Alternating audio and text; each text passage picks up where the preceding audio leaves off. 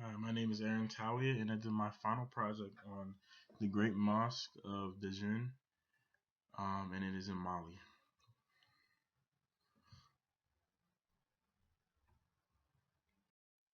So basically, a little background on Djenne. This is the oldest known city in sub-Saharan Africa.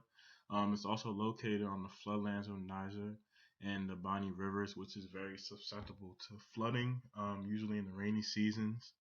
Um, it was founded around 800 AD by merchants, and it also flourished as basically a meeting place for traders from Sudan deserts and the tropical forests of Guinea um, in about the 19th century. Also, present-day Djenne is now an agricultural trade center with many, beautiful examples of Muslim architecture, such as the Great Mosque. Djenne is also a center of Muslim scholarship as well, which is why when they built the mosque, it was such a big deal. And now today, it's also known as one of the top figures in Djenne.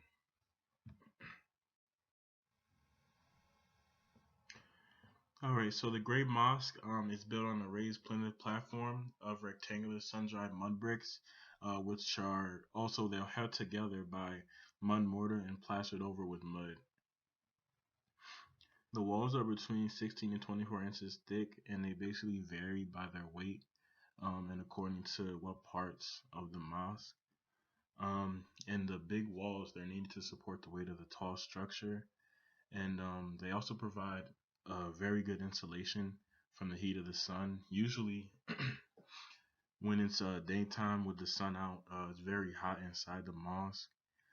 Generally, people try to stay like outside of the mosque. They usually try to do their worshiping if they can when the sun goes down, because at nighttime it cools down again. And the mosque was constructed, or I should say reconstructed, during the 20th century due to the demolishing of the past mosques, and also the past leaders, they didn't upkeep and maintain the mosque before this one.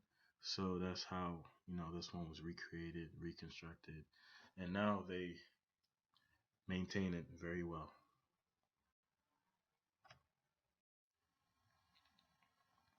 So in terms of the traditions of the mosque, basically the annual flooding of the Bani River, it creates a problem for the Great Mosque. So every year they have what's called a crepusage during the rainy seasons, where the locals arrange. It's like a unique festival. Everyone gets together with music and food, and basically the objective is to repair the damage that's been inflicted on the mosque during the past year, which usually occurs due to erosion and like annual rain, and the cracks can be seen like in the mosque as well because it's a mud brick style, and also because of the changes in temperature. And then also in the days leading up to the festival, the plaster is prepared usually in pits, and it requires several days to cure it, but it needs to be periodically stirred, and it usually falls on the young boys who live in the historic zone near this mosque as well.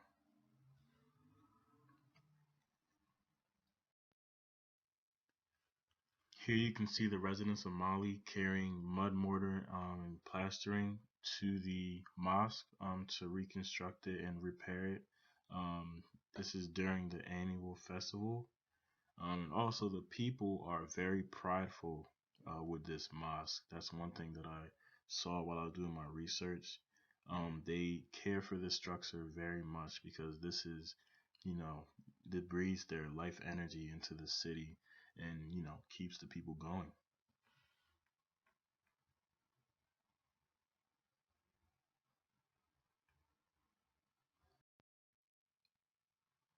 So also the repair or also the maintenance of the Great Mosque is usually supervised by 80 senior masons, who they also coordinate the annual spring replastering.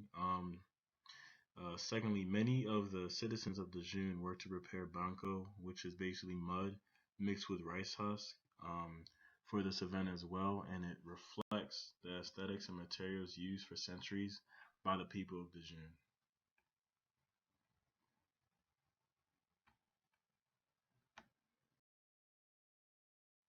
Now, in terms of worship, some people of Djenne they set up tents and they have worship outside.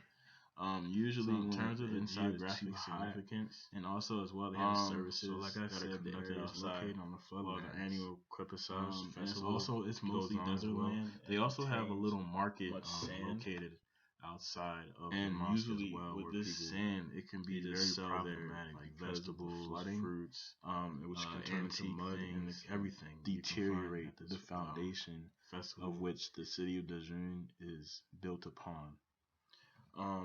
Also, the Djenne building mud is basically calcite rich. It's usually an alluvial mixture. It's very durable and requires regular reapplication, which is why they have this festival to basically, keep reapplying the calcite rich mud. And, like I said, the foundation of the city is mostly sand and very flat terrain.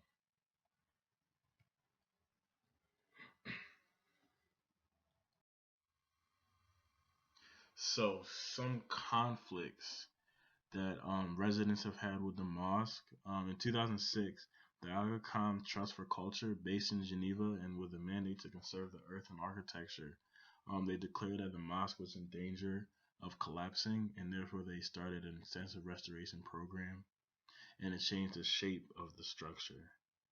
The personnel also asked that the replastering stopped until the restoration was complete, therefore getting rid of the annual festival, and it created social ramifications. And the city was deprived of tourism and also the spiritual earning power.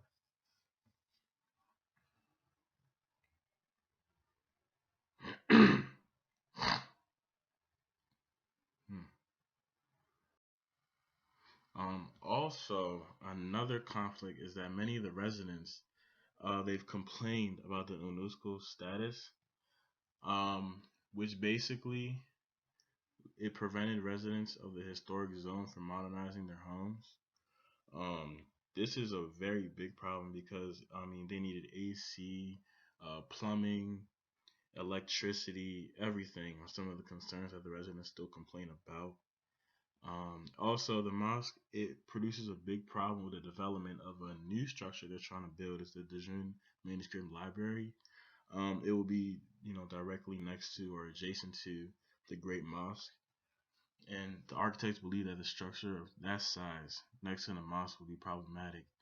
Um, when the rainy season comes, and because of the foundation of the terrain, it could cause a number of problems.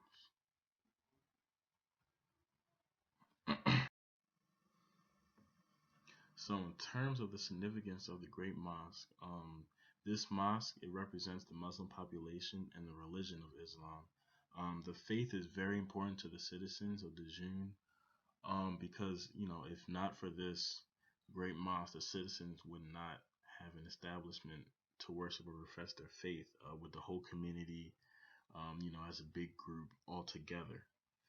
And due to the previous mosque being deteriorated, either from the rulers' disapproval or the lack of maintenance or upkeep, the residents take very good care of the structure.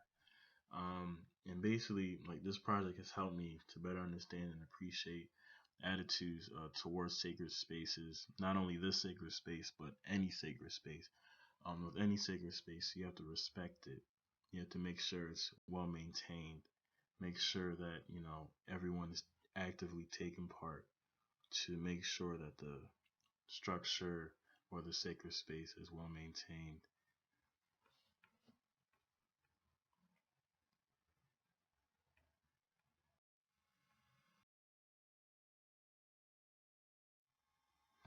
All right, and here are the credits. Basically the references that I used to gather all the information to conduct this presentation. I hope you guys enjoyed it. Thank you.